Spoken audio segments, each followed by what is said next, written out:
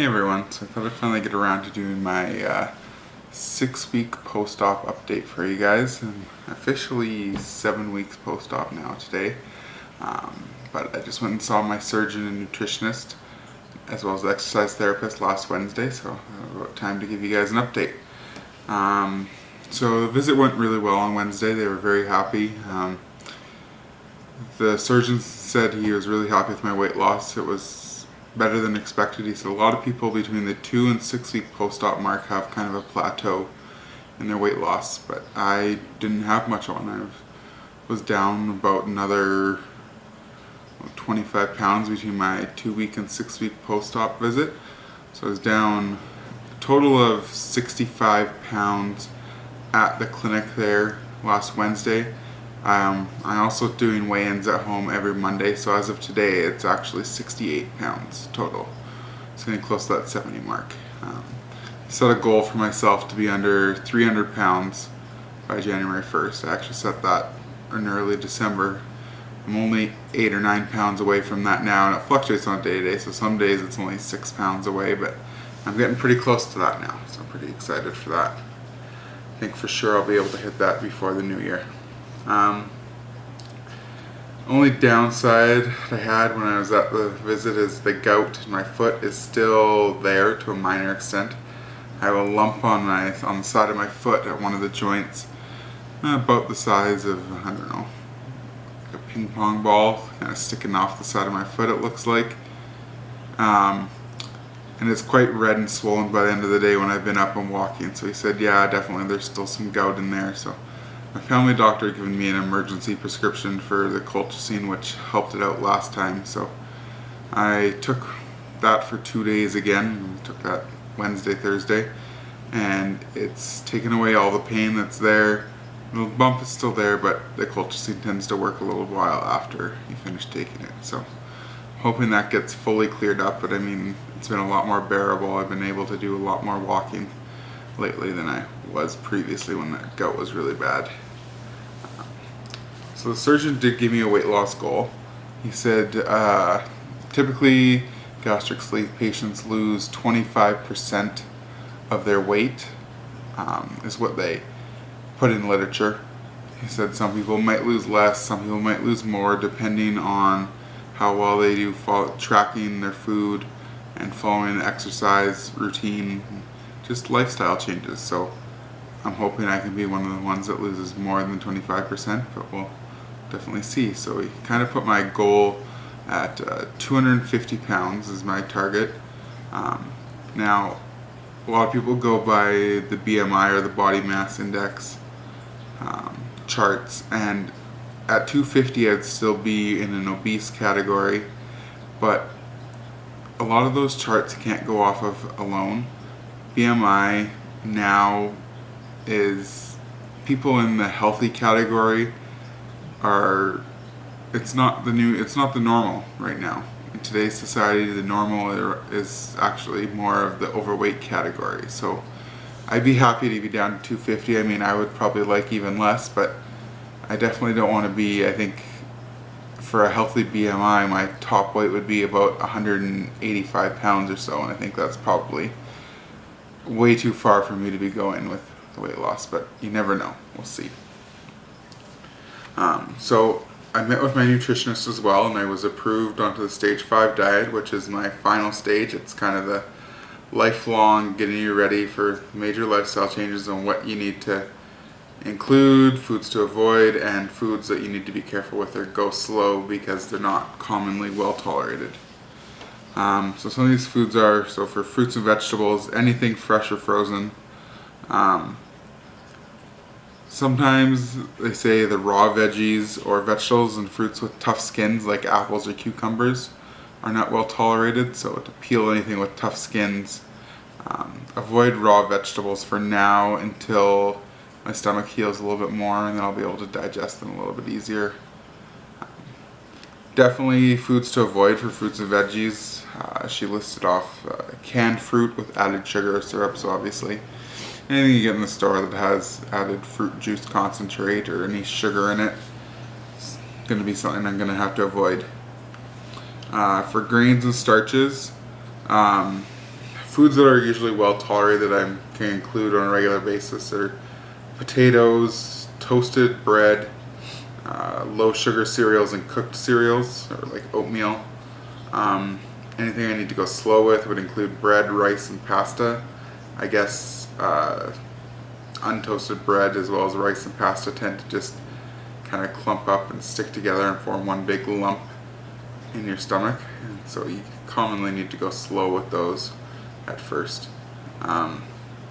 Foods to avoid, again, foods to avoid category she kind of explained as the foods we should all avoid if we're all living a healthy lifestyle. That's high fat, high sugar baked goods, high sugar cereals, the obvious things to avoid for the unwanted calories. For proteins, all lean meats are okay. Should remove any visible skin or fat, so it includes any chicken, fish, eggs, pork, low-fat cheese, beans, lentils. Definitely need to avoid any breaded or fried meats, anything high in fat, and processed meats like bacon or bologna or any kind of sausage generally has added fat to it. The one thing that they did say really to avoid for now too is red meat until at least 6 months out. They say red meat is just so hard on your stomach to get it digested that most people, even if they can tolerate it, should wait till about 6 months, so it's not too hard on your stomach. For dairy, pretty self-explanatory. Avoid any high-fat dairy. Stick to low-fat or 1% milk or low-fat yogurts or Greek yogurt. Soups, same idea. Stay away from anything high-fat, or made with cream. You stick to soups that are made with like 1% or skim milk, or like a tomato-based or broth-based soups. Beverages, kind of the same thing. I've been sticking to the water with any of the Mio or Crystal Light water flavorings in it. Can have decaf coffee or decaffeinated tea. Have to stay away from alcohol. That has to be until at least 6 months, and after that it's kind of, you should avoid it just because you can add a lot of calories that are not nutritionally worth it. And carbonated beverages, of course, because those would expand in your new stomach and probably be extremely painful, I imagine. The last one for desserts or sweets, again, the sugar-free Jell-O, which I think I'll probably avoid for a long time now. Ever since I've been home from surgery, I've had tons of Jell-O sitting in the fridge, and I haven't eaten it because I just can't stand it anymore after the pre-op diet. Sugar-free popsicles or sugar-free puddings. I haven't actually found any sugar-free puddings yet. I looked in the grocery store the other day, not sure where to find those. So that's basically what my diet's going to consist of. Of course, for the desserts and sweets, avoid any cakes or pies, donuts. And I mean, it's not strict rules. They didn't say you can never have this ever again. Once in a blue moon, you can treat yourself. You're not going to die because you did it. The stomach will be able to tolerate them eventually, and those kinds of processed high sugar, high fat foods actually tend to go through the stomach easier. So I mean, you still have to have self-discipline and not choose those foods, so that's very important.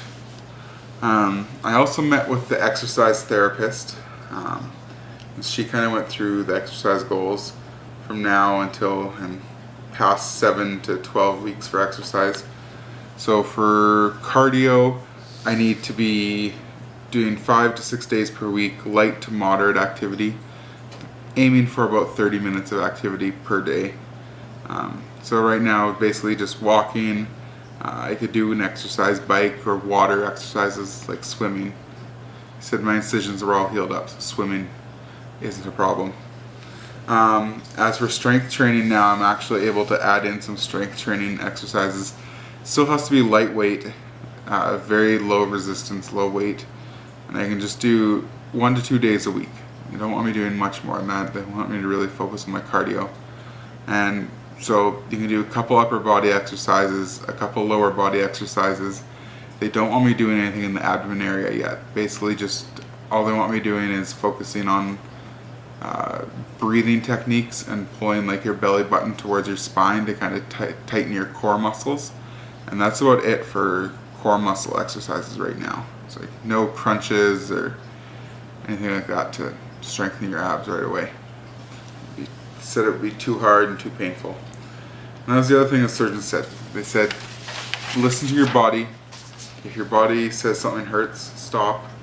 When you work out, you shouldn't be sore for the next day or 2 days after. If you're sore, you went too hard, you need to do it less intense the next time. You need to listen to your body and really focus on just doing what you're capable of. Nothing should hurt while you're doing any weight resistance. It should all be comfortable, and slowly and gradually increase the resistance or the moderate activity time for the week. So yeah, like I said, everything went pretty well besides the gout being back, but I'm hoping that stays away now. I don't have to go back until my 6-month appointment. I do have a phone call kind of interview thing set up with the nutritionist at the 3-month point. But at 6 months I go back for basically a major visit. They get a whole bunch of blood work done to see where all my nutrient levels are sitting at, because I mean, not taking in as much food, and so I'm still taking my liquid calcium and extra vitamin D and my multivitamin every day. So of course I want to see how those kinds of things are changing. As well as with the gout, they're going to want to look at my uric acid levels to see if those are increasing or decreasing because of the weight loss. Yeah, so everything else has gone pretty well. Up to the 6-week point, like I said, I was just on the soft food diet. So I mean, my days usually consisted of Greek yogurt, regular yogurt, cottage cheese, refried beans, things with not much texture. So it's a little bit exciting now. I get to add some things in with some texture, like toasted bread or even like a little bit of pasta if I'm able to, and even like now I can switch from ground chicken or ground turkey to an actual chicken breast or roasted turkey or things like that. So, and I'm not switching all at once. I'm not eliminating all those soft foods because they were integrated into my routine for a few weeks. I'm slowly switching over. So there's things that I'm taking out and other things that are being replaced. So it's all about gradual switch over, because I don't want to make my stomach upset. I don't want to make a big fancy meal, eat it, and my stomach be upset and not know what component of the meal was making my stomach upset. So for instance, like I've been used to having tuna, canned tuna mixed with a little bit of fat-free mayonnaise. So tonight for supper I toasted a piece of bread and spread some of the tuna on the bread with some cheese. So now I know, okay, the cheese and tuna have been fine. Now we'll see if the bread upsets my stomach. So by only adding 1 or 2 things at a time, I'm able to narrow it down to if anything's going to cause me stomach issues. Nothing has yet. I actually found some really interesting things to try yesterday at Costco. I found red lentil pasta. So being it's made from red lentil flour, I can have it basically as my protein source for supper while it's still pasta. So I used to love pasta before surgery, and I still really do. Just can't eat very much of it, so I tried that last night with some tomato sauce, and it was actually really good. Tasted just like real pasta. A few other things I wanted to bring up was I'm a part of a few Facebook groups for gastric sleeve support. And a lot of new people come in there and ask questions, and people who've had the surgery, they might have had the surgery weeks ago or years ago, ask questions. And one of the most popular things that I learned on there is what are called non-scale victories. There's little things that make you feel good that you always have to consider on my journey. I mean, I might be losing weight, but there's going to be days where the scale doesn't move, and it doesn't move for a week or 2 at a time. But there's still going to be things in your everyday life that change. They're going to make you realize, oh yeah, actually I am making a change for the better. Some of those so far for me have been just the weight loss in my belly area. I've been able to do, there's a lot more things that I've noticed. Like I need to move my seat up in the car because I'm actually quite far away from the steering wheel now. Before my stomach took up that space, and now it's slowly shrinking, so I need to move the seat up. Been having to put new holes in my belt almost weekly.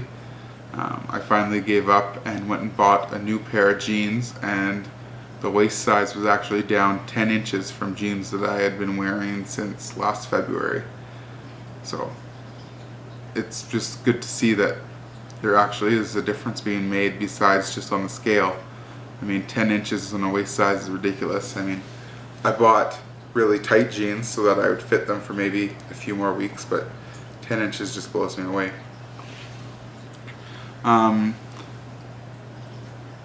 There is other things like people just find fitting into like some seats. I know some of the big ones for people are airplane seats. I mean, I haven't been on a plane in a while, so wouldn't know that yet, but movie theater seats, same kind of thing. You don't always notice it, but you're smaller and you just sometimes you fit better into those places. There's more room. It seems roomier, but you don't actually notice it until you go do it. One of the other things is Ashley gave me a hug one day and she goes, "My hands fit all the way around you."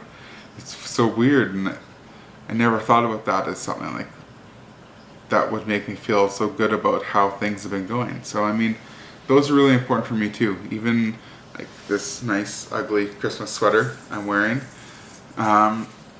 it's size 2 extra large, so I typically wear a 4X, and to be down to a 2X is just huge. Like, that's 2 whole sizes I've gone down in a matter of like not quite 2 months, including my pre-op diet. So I mean, and even other things I've bought have been 1X, so it's just kind of crazy to think about that. Just the weight's melting off, but I'm getting smaller everywhere. Like, everybody tells me that my face looks so different. I don't see it in the mirror, but every time I see somebody that's like, "Yeah, you look so much skinnier now." So those are the really important things for me to focus on as well, besides just the number on the scale, because sometimes the scale's not always on your side and it doesn't always go down when you want it to. I think my next video I'll probably be doing shortly after Christmas, hence the Christmas tree and my sweater today for the Christmas edition of my post-op update. Yeah, if anybody has any other topics they'd like me to go on or elaborate more on, make a new video, just comment. I'm willing to do that. I probably do an update after Christmas, just how different foods have been going, and especially like Christmas dinner too is going to be a big one. So yeah, thanks for watching. Bye.